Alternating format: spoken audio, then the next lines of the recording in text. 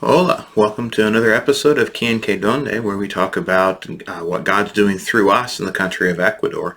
One of the questions that we get as we travel is, how long are we going to be in Ecuador? There's a little bit of confusion sometimes. People will pray for us or encourage us in our trip, and we have taken several short-term mission trips. But this is an internship. This one is a 2-year commitment.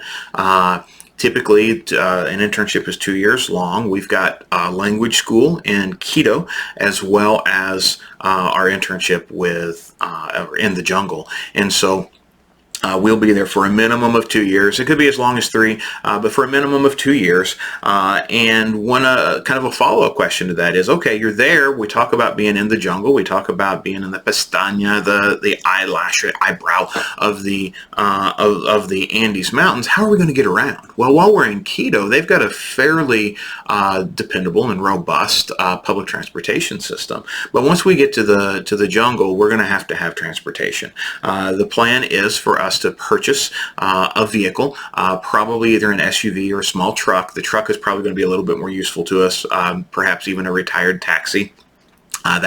We think of taxis in the United States as like the yellow sedan.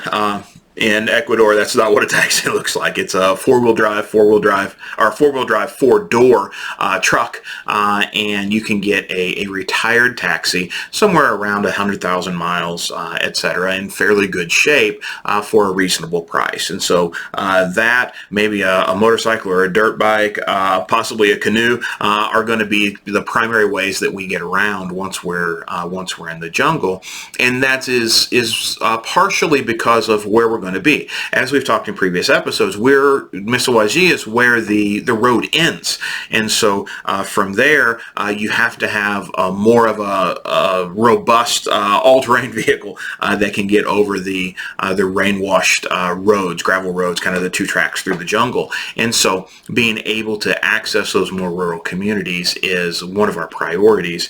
And so in addition to needing to purchase that vehicle, whenever we actually get to the jungle, there's going to also be a need to make arrangements for transport by river as well. Likely, we will either rent or hire someone to transport us whenever we get ready to travel in that way.